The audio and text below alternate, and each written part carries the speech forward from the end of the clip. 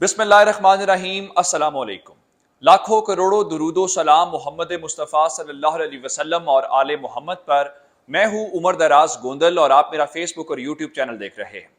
आज supreme court का फैसला आया और बहुत सारे लोग ये कह रहे थे कि देखें ये फैसला नून लीग के हक में आया है, लेकिन अगर आपने देखना हो फैसला किसके हक में है तो इस वक्त सिर्फ और सिर्फ नून लीग की जितनी प्रेस कॉन्फ्रेंसेज हुई हैं, जिसके अंदर तलाल चौधरी की पहली प्रेस कॉन्फ्रेंस है, उसके अंदर आप देख सकते हैं कि जो चीखो पुकार है वो बता रही है खेल खत्म हो गया है। यानी होना यह था कि कल वजीर आला मुंतखब होके और आज हल्फ लेके मर्जी के फैसले करने थे। आज अदालत ने बुनियादी तौर पे आपके अंदर से आपकी रूह खींच ली है। आपने तारीख में कभी सुना कि कोई ट्रस्टी वजीर आला होता है? आपने कभी कुछ सुना कि कोई कच्चा वजीर आला भी होता है? ये सारा हमजा शहबाज शरीफ को एजाज हासिल है कि 2 बार मुंतखब हुए, 2 बार हल्फ लिया, उसके बावजूद पंजाब के वजीर आला के तौर पे उन्हें मानने को कोई तैयार नहीं है। लेकिन असल खबर मेरे पास ये नहीं है। जो खबर है वो बहुत बड़ी है और खबर यह है कि शहबाज शरीफ और हमजा शहबाज शरीफ का सामान पैक हो गया है। 2 सतुहात के ऊपर पैक हुआ। सबसे पहली बात यह है, नून लीग के अंदर 2 कैंप्स तो आप जानते हैं, सब वाजे हैं। एक जो ग्रुप है वो शीन है और दूसरा आप जानते हैं कि मीम है और एक ग्रुप नून है। इस तरह के मुख्तलिफ ग्रुप्स के नाम सुनते हैं। एक शहबाज शरीफ वाला है और एक नवाज शरीफ वाला है। हम बात को जरा सादा कर लेते हैं। अब नवाज शरीफ ग्रुप जो है वो इस वक्त अपने आप को ये तासुर देने की कोशिश कर रहा है कि ये जो हुकूमत बनाने वाला मामला हुआ, ये जो सारा कुछ हुआ, इसमें नवाज शरीफ का कोई किरदार नहीं था, ये शहबाज शरीफ ने किया, ये झूठ है। आपने आपकी मर्जी से मामला तय हुए, आपने विजारतों की मंजूरी दी और अब चूंकि हुकूमत आपकी नाकाम हो गई है, इमरान खान पॉपुलर हो चुके हैं, हुकूमत आपकी चल नहीं रही, तो अब तासुर ये देने की कोशिश की जा रही है कि मियां साहब तो पहले दिन से नहीं चाहते थे, मियां साहब बहुत गुस्से के अंदर है। अब असल में जो मैं सामान पैक वाली बात है, तमाम तर इख्तियारात हमजा शहबाज शरीफ और शहबाज शरीफ से नवाज शरीफ ने लेके अपनी बेटी मरियम नवाज के हवाले कर दिए हैं। उसकी वजह क्या है? उसकी वजह यह है कि नवाज शरीफ ये समझते हैं कि इस वक्त जिस सूरत हाल के अंदर हम खड़े हैं, अगर इसमें से निकले ना तो नून लीग का सफाया हो जाएगा मुकम्मल तौर पे। जो चंद नशिस्तें हैं वो भी हाथ में नहीं आएंगी।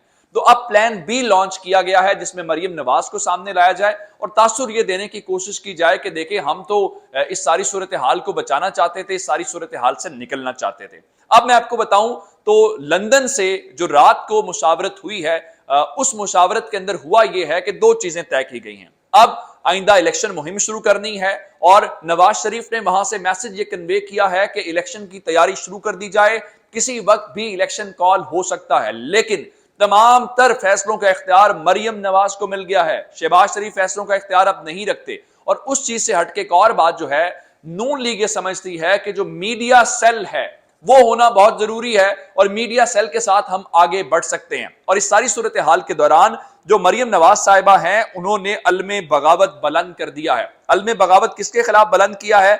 और नून लीग एक तारीख है, माजी के अंदर नून लीग बाकायदा अदालत के ऊपर, जजेस के ऊपर हमला आवर हो चुकी है। अब जरा उसका सॉफ्ट हमले कह सकते हैं। मैं आपके सामने जरा आज मरियम बीबी ने इस वक्त जो अपना रिएक्शन दिया है, उस रिएक्शन के हवाले से रखना चाहता हूं कि मरियम बीबी फरमा रही हैं कि मौजूदा सियासी इंतशार और अदम इस्तेहकाम का सिलसिला उस अदालती फैसले से शुरू होता है जिसके जरिए आइन की मनमानी तशरीह करते हुए अपनी मर्जी से वोट देने वालों के वोट न गिनने का हुक्म जारी हुआ।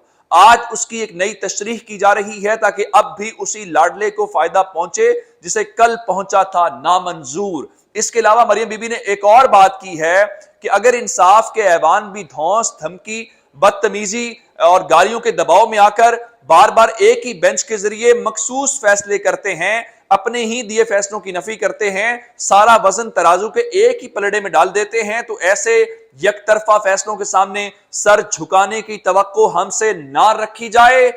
बहुत हो गया। और यह बात नून लीग ने अपने ऑफिशियल ट्विटर हैंडल से भी शेयर की है, जिसमें वो इदारों को धमकी देते नजर आ रहे हैं कि बहुत हो गया। इससे क्या क्या कह रहे हैं? वो ये कह रहे हैं कि आप हमारी मर्जी की तशरीह करें। वो कह रहे हैं कि हमें वजीर आला रहने दिया जाए, हमें वजीर आजम रहने दिया जाए। हालांकि आपने ये जो तलाल चौधरी साहब कह रहे हैं कि अब आपको नून लीग मुख्तलिफ नजर आएगी, आप ये इल्जाम किसके ऊपर लगा रहे हैं? इमरान खान किसके लाडले हैं?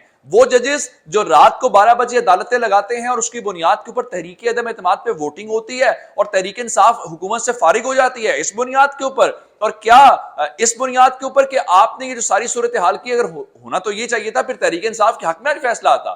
تحریک انصاف نے تو وزیر اعلیٰ کو انہوں نے نہیں ہٹایا، ابھی بھی کہا کہ آپ کو موقع دے رہے ہیں. تو اس لیے اب آپ کھیل نہیں کھیل سکتے. یا آپ اسٹیبلشمنٹ کے عمران خان لاڈلے ہیں، اسٹیبلشمنٹ کے تو ساتھ ملے ہوئے آپ ہیں، آپ کہتے رہے عمران خان اداروں پہ حملہ آور ہو رہا ہے، اب آپ کو بہت تکلیف ہونا شروع ہو گئی ہے. پھر اس ساری صورتحال کے دوران میں جو آپ کو ایک اور خبر دینا چاہتا ہوں کہ اسٹیبلشمنٹ کی مداخلت شروع ہو گئی ہے.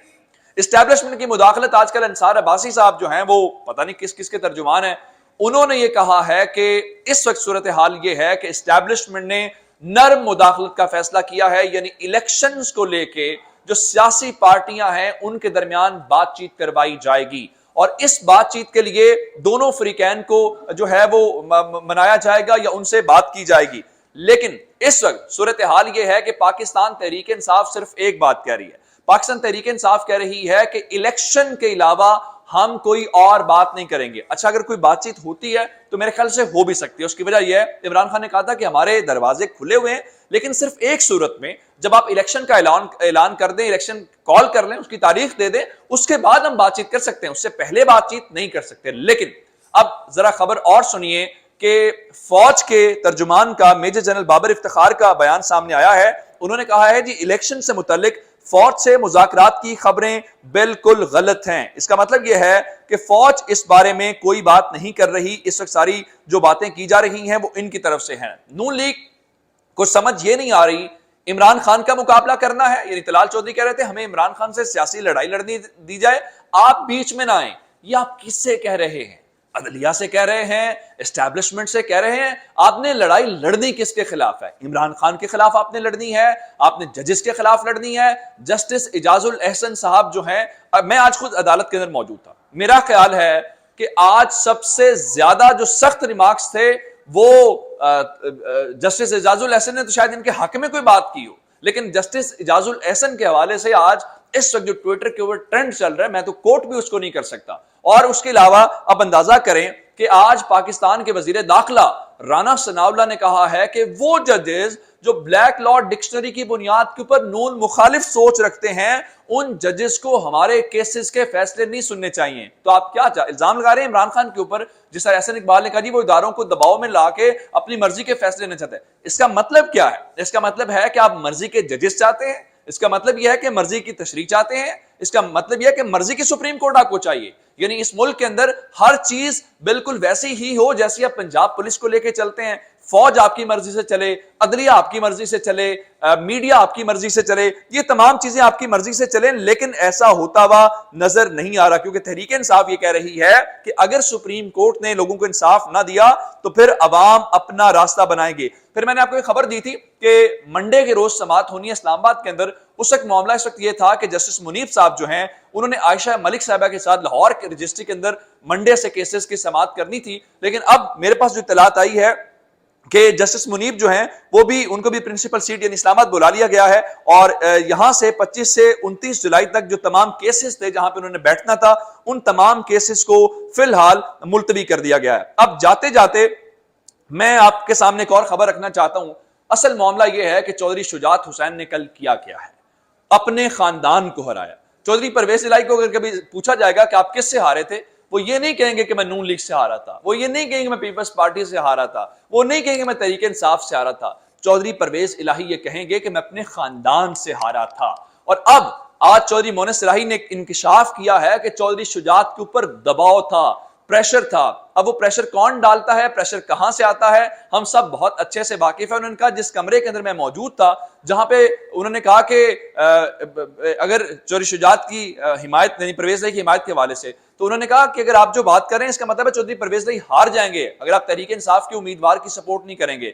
تو کہتے ہیں کہ اس کے بعد چودھری شجاعت مکمل خاموش ہو گئے، ان کے پاس اس سوال کا کوئی جواب نہیں تھا، جس بات کا مطلب یہ ہے ان کا کمرے کے اندر سناٹا یہ بتا رہا تھا کہ چودھری شجاعت کے اوپر دباؤ ڈالا گیا.